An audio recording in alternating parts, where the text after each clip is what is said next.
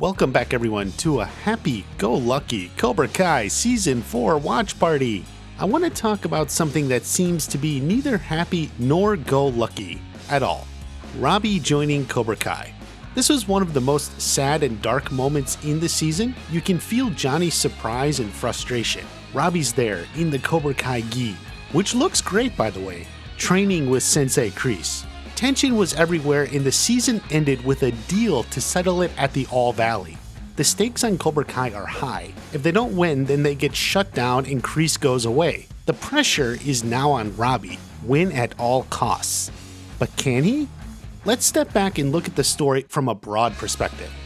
For the first time in the series, it feels like we can see precisely where the story is going.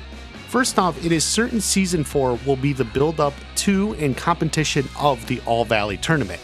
There's a lot of training and preparation along the way. There will also be street brawls, beefs between characters. They aren't going to wait until the tournament to have some fights. But then we have the tournament. It seems almost too obvious that Miguel will win in a triumph for Daniel and Johnny's new dojo.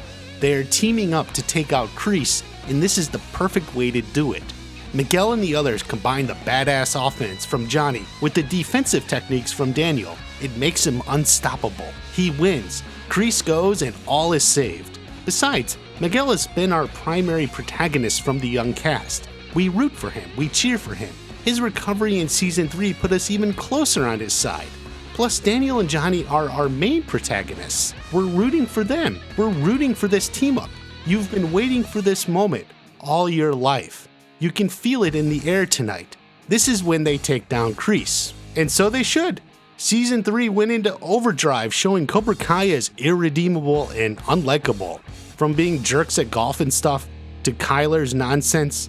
Even when Miyagi-Do leads a gang ambush, the show empathizes with them. Not to mention the Cobra Kai raid on the LaRusso manse. They didn't look good there. And of course, Kreese himself was showing no mercy to Johnny and even Daniel. How can anyone root for these people? They need to be taken out. How can Season 4 have anything else? But isn't this all too simple?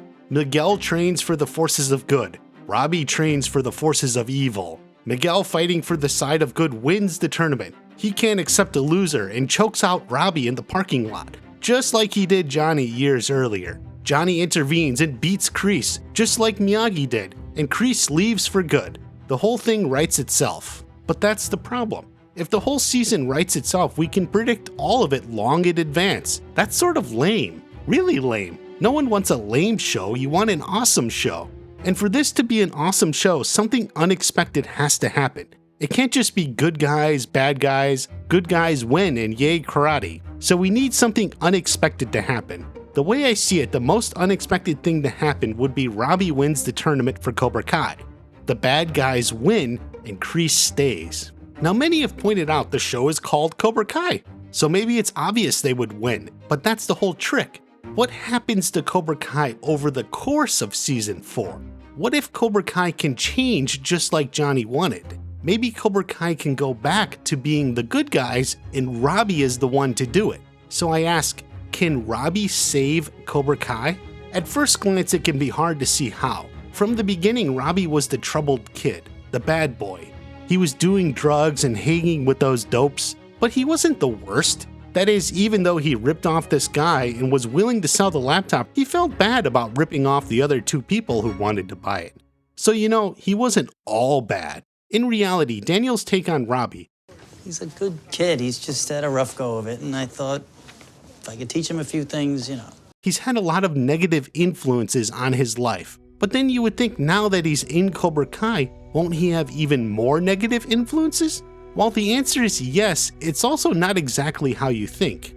As we saw in Season 3, Cobra Kai conducts a lot of low-level, obnoxious, antisocial behavior. These are guys who got strong, gained some confidence, and then let it run wild. Robbie is immune to that. Robbie has pulled off big scams and been sent to juvie. He doesn't need to harass random kids or steal stuffed animals. That's nothing to him. Even when he went along to steal the Cobra, it was as much about curiosity as anything. He was trying to belong with the group.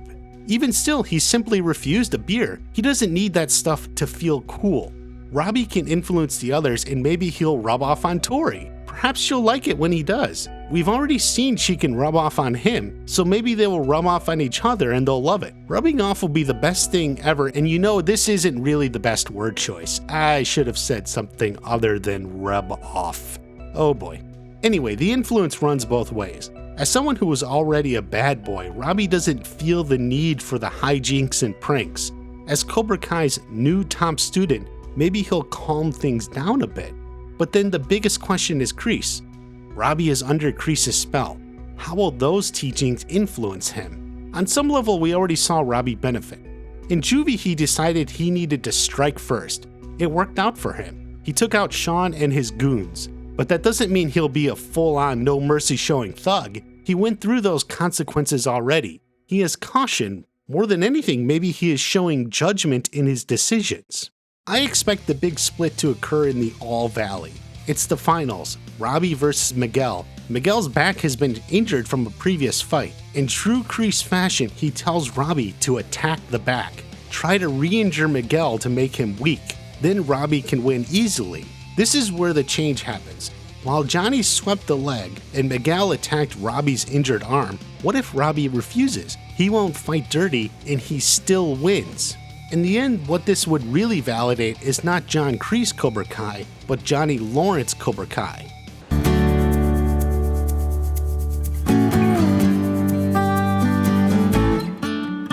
And there it is.